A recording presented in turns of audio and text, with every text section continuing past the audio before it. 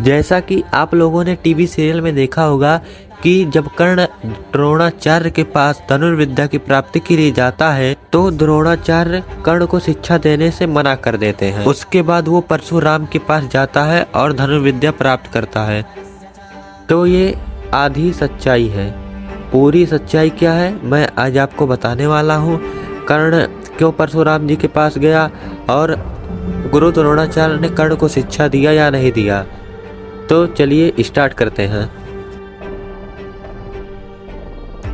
शांति पर्व चैप्टर 2 के अनुसार नारद जी ने कहा, महाबाहु भरत नंदन, तुम जैसा कह रहे हो ठीक ऐसी ही बात है। वास्तव में कर्ण और अर्जुन के लिए युद्ध कुछ भी असाध्य नहीं हो सकता।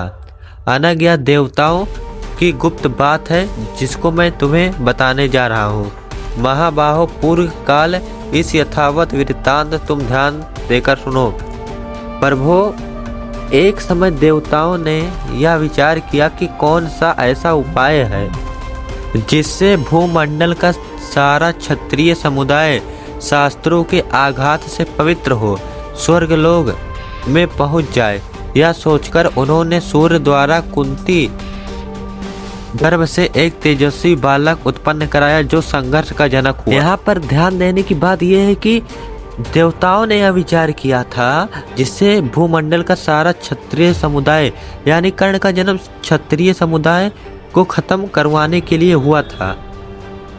ऐसा मैं नहीं बोल रहा हूँ, महाभारत बोल रही है। देख सकते हैं आप शांति पर्व चैप्टर 2 में आप खुद पढ़ सकते हैं। तो चलिए अब आगे बढ़ते हैं। आगे आप पढ़ सकते हैं, वही तेजस्वी बालक सूत पुत्र के रूप में प्रसिद्ध हुआ। उसने अंगीरा गोत्रीय ब्राह्मणों में श्रेष्ठ गुरु द्रोणाचार्य से धनुर्विद्या की शिक्षा प्राप्त की।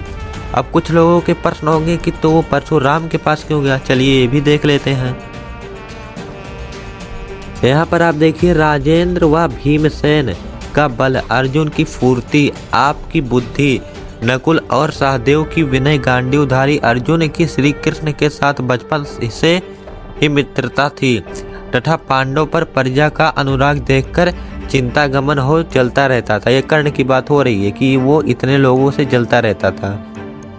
आगे देखिए क्या लिखा, इसलिए उसने बाल अवस्था में ही राजा दुर्योधन के साथ मित्रता स्थापित कर ली और देव की प्रेरणा से तथा स्वभाववश भी वह आप लोगों के साथ सदा द्वेष रखने लगा। तो यहाँ पर आप पढ़ सकते हैं कि वह बाल अवस्था से दुर्योधन के साथ मिल गया था और सीरियलों में दिखाया जाता है कि वो युद्ध में जाकर मिलता है। ऐसी कोई बात नहीं है, बचपन से ही मित्र था कर्ण दुर्योधन का। आगे देखिए, एक दिन अर्जुन को धनुर्वेद में अधिक शक्तिशाली देख कर्ण ने एकांत में द्रोणाचार्य के पास जाकर कहा, गुरुदेव, मैं ब्रह्मास्त्र को उसके छोड़ने और लौटाने के रहस्य सहित जानना चाहता हूँ। मेरी इच्छा है कि मैं अर्जुन के साथ युद्ध करूं। निश्चय ही आपका सभी शिष्यों और पुत्र पर बराबर स्नेह है। आपकी कृपा से विद्वान पुरुष यह न कह सके कि यह सभी अस्त्रों का ज्ञाता नहीं है।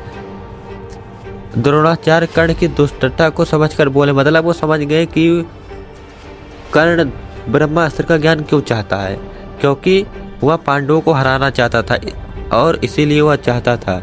और द्रोणाचार्य मना कर देते हैं। आगे देख सकते हैं, वत्स ब्रह्मास्त्र को ठीक ठीक ब्रह्मचर्य व्रत पालन करने वाला ब्राह्मण जान सकता है अथवा तपस्वी क्षत्रिय। दूसरा कोई किसी तरह से इसे सीख नहीं सकता और कर्ण ब्रह्मचर्य का पालन भी नहीं करता था। आगे देखिए, उनके ऐसा कहने पर अंगीरा गोत्रीय ब्राह्मणों में श्रेष्ठ द्रोणाचार्य की आज्ञा ले उनका यथोचित सम्मान करके कर्ण सासा महेंद्र पर्वत पर परशुराम जी के पास चला गया। परशुराम जी के पास जाकर उसने मस्तक झुकाकर उन्हें प्रणाम किया और मैं भृगुवंशी ब्राह्मण हूँ ऐसा कहकर उसने गुरु भाव से उनकी शरण ली और झूठ बोलकर शिक्षा प्राप्त करने लगा। तो आप लोग देख सकते हैं कि कर्ण को ब्रह्मास्त्र का ज्ञान क्यों नहीं दिया था, क्योंकि वो अर्जुन से जलता था और उसको मतलब अर्जुन को हराना चाहता था, इसीलिए उन्होंने ब्रह्मास्त्र का ज्ञान नहीं दिया था। तो वीडियो पसंद है तो वीडियो को लाइक और चैनल को सब्सक्राइब कर दीजिए।